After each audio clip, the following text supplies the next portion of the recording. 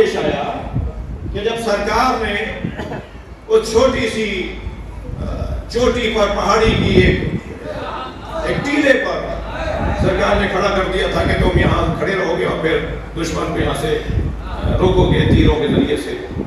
جنگ جیت گئے مولا علی مولا کے ساتھ سینکڑوں اصحاب مجاہدین جنگ جیت گئے. جنگ جب جیت گئے تو مال غنیمت تو نبی تقسیم کریں گے نا. جب بھی کوئی نبی سے آگے نکلا ہے ذلیل ہوا ہے.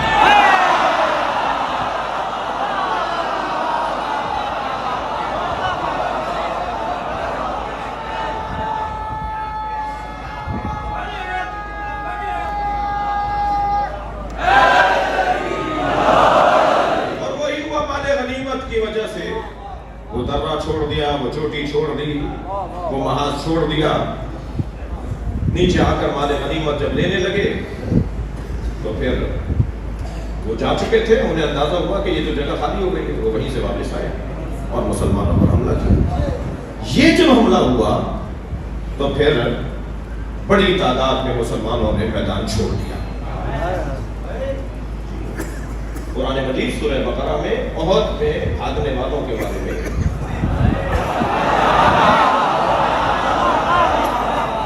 عبرت ہے نا ہمارے لیے سیکھنے کی چیز ہے.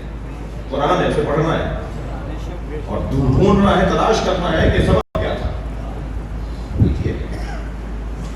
کسی کی کمزوری سے عبرت لے کر اپنی کمزوری کو دور کرنا ہی یہ طالب علمی ہے. میدان چھوڑ کر چلے گئے اور جس کے اوپر قرآن مجید میں بہت ہی روشن آیات آئیں. ارشاد ہوا اذا تصعدون ولا ترون على احد والرسول يدعوكم في اخراكم. ایسے بھاگ رہے تھے کہ مڑ کر بھی نہیں دیکھ رہے تھے.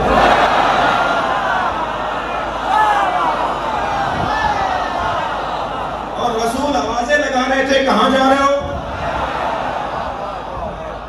سب چلے گئے. تیرا رضی اللہ تعالی عنہم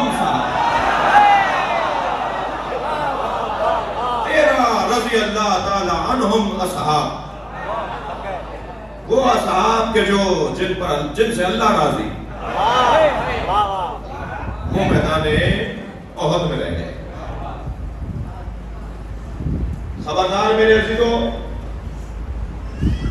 احد سے بھاگنے اور میدان چھوڑنے والے اور فرار کرنے والوں پر کوئی بے ادبی نہیں کی جائے گی. میدان احد سے جو میدان چھوڑ کر گئے, قرآن کی آیت پڑھو مگر ان کی توہین نہیں ہوگی. میں احد کے میدان کی بات کر رہا ہوں, ہر میدان کی بات نہیں کر رہا. آپ پہلے احد کے میدان کی بات روشن کر لیجئے, سمجھ لیجئے. میدان احد سے جانے والوں کے بارے میں کوئی نامناسب بات یہ نہ صرف توہین ہے, گناہ ہے, بلکہ قرآن کی مخالفت ہے. اس لیے کہ قرآن میں اللہ نے جب وہ پلٹ کر آئے, کوئی 3 دن بعد, کوئی 6 دن بعد, کوئی 8 دن کے بعد, تو نبی مکرم یقیناً ناخوش تھے, ناراض تھے. اتنا مشکل ہو گیا تھا ان کے جانے کے بعد. ٹوٹل 13 آدمی رہ گئے, سینکڑوں لوگ چلے گئے, 13 مسلمان باقی رہ گئے جن میں ایک علی. 13 آدمی اتنے سینکڑوں کو کیسے سنبھالتے؟ لہذا سب سے زیادہ شہادتیں احد میں ہوئی. بدر سے زیادہ مسلمان احد میں شہید ہوا, اور 1-2 نہیں, بڑی تعداد میں بدر کے اندر مسلمان زخمی ہوئے, بڑی تعداد میں شہید ہوئے, جنہیں پھر بعد میں ان کے زخمیوں کو جب مدینہ لے کر آئے تو پھر آج ان کی قبریں جنت البقیع کے اندر ایک خاص جگہ پر بدر کے زخمیوں کی قبریں ہیں جو بعد میں مدینہ آ کر شہید ہو گئے. اتنا بڑا نقصان ہو گیا مسلمان. لیکن جب یہ واپس پلٹ کر آئے تو پہلے تو نبی نے ان سے پوچھا, میں تمہیں آوازیں لگا رہا تھا, تم جواب کیوں نہیں دے رہے تھے, تم مڑ کر کیوں نہیں دیکھ رہے تھے؟ تو انہوں نے کہا کہ ہمیں ایک آواز آ رہی تھی کہ نبی مارے گئے. جب نبی مارے گئے تو پھر ہم کیوں رکتے؟ تو نبی نے فرمایا وہ شیطان کی آواز تھی. بھائی جسے شیطان اور فرشتے میں ہی فرق نہ لگے,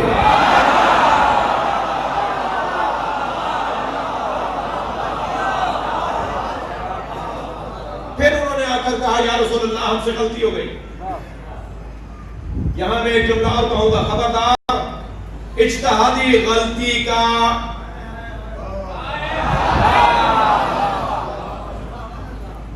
جملہ یہاں کار آمد اور کار فرما نہیں ہے۔ میں ایک فورم پر تھا، ایک بہت بزرگ شخصیت نے کہا جی اجتہادی غلطی تھی۔ میں نے کہا جی ہر غلطی کو اجتہادی کر کے آپ بچا لیتے ہیں؟ اجتہادی غلطی نہیں تھی، اس لیے نہیں تھی کہ نص کے مقابل اجتہاد جائز ہی نہیں۔ میں نے کہا جی نص سے کیا مراد ہے؟ میں نے کہا نبی موجود تھے، سرکار کا وجود موجود ہے، انہیں چھوڑ کے جانا اجتہاد کون سا ہے؟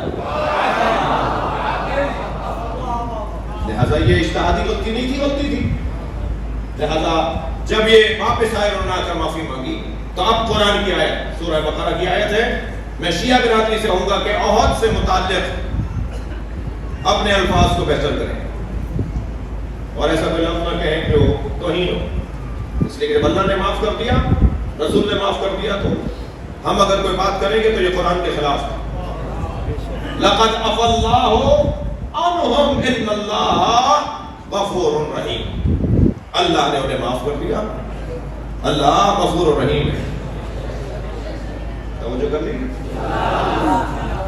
تو جنگ احد کے اندر صرف 13 لوگ رہ گئے اور میرے مولا علی ان میں سے ایک۔ مگر علی جب سارا مجمع مسلمانوں کا تھا اس وقت بھی ویسے ہی لڑ رہے تھے، اور جب 13 لوگ رہ گئے تب بھی ویسے ہی لڑ رہے تھے۔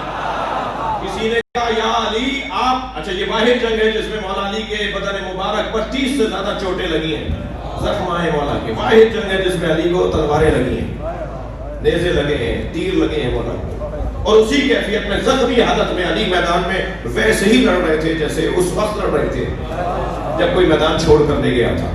تو میرے مولا نے فرمایا میں میدان میں لشکر کی بنیاد پہ نہیں لڑتا، میں میدان میں اللہ کے توکل کی بنیاد پر لڑتا۔ لہذا مجمع ہو تب بھی علی ویسے ہی لڑیں گے۔ تو اور جملہ کہہ دیتا ہوں، علی اس مجاہد کو کہتے ہیں، علی اس مجاہد کو کہتے ہیں جو اپنی ذات میں لشکر ہے، اکیلا ہی لشکر۔ جنگ احد، اور جب ایسا مرحلہ آیا تو یہ واحد جنگ ہے کہ جس جنگ میں پہلی دفعہ اور آخری دفعہ ہوا کہ مولا کی تلوار ٹوٹ گئی، یہ تلوار ٹوٹ گئی، پھر نیزے سے مولا نے اپنا دفاع کیا، دشمن کا مقابلہ کیا، پھر علی کا نیزہ ٹوٹ گیا تو علی نے ایک چھڑی اٹھائی، ایک لکڑی اٹھائی۔ اب آپ خود سوچئے کہ کتنی مشکل جنگ ہو گئی، اور جب اس چھڑی سے بھی ایسے ہی لڑ رہے تھے جیسے تلوار سے لڑ رہے ہو تو فوراً جبریل ذوالفقار لے کر آئے۔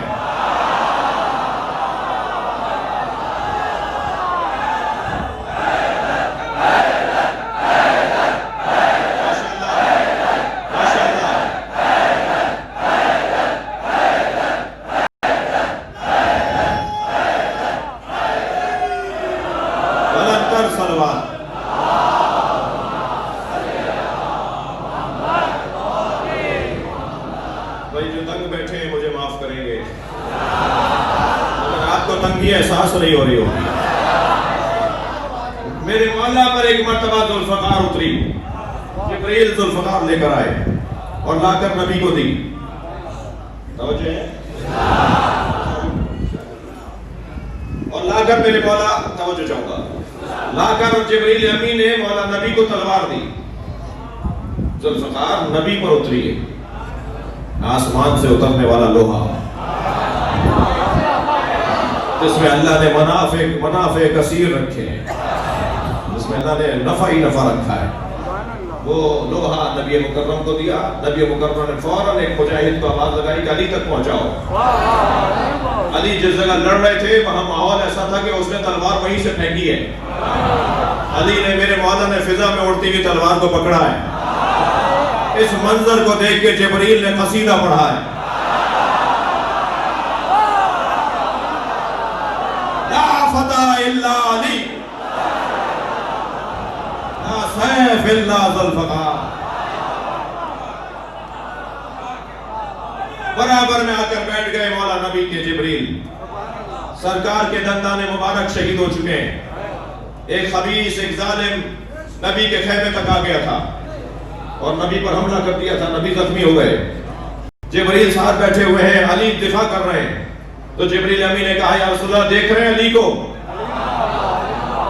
علی کیسے لڑ رہا ہے؟ تو میرے مولا نبی نے اسی کیفیت میں مسکراتے ہوئے فرمایا کیف لا انہ منی وانا منہ.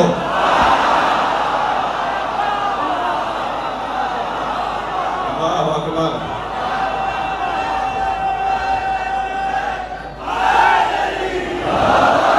کیسے نہ لڑے، وہ مجھ سے ہے میں اس سے ہوں. فوراً جبریل نے بے ساختہ فرمایا انا منکما، اور میں آپ دونوں سے ہوں. یا رسول اللہ یہ ساری کائنات آپ ہی سے تو ہے، یہ زمین و زمان آپ ہی سے تو ہے، یہ زمین آسمان آپ ہی سے تو ہے. اللہ اکبر.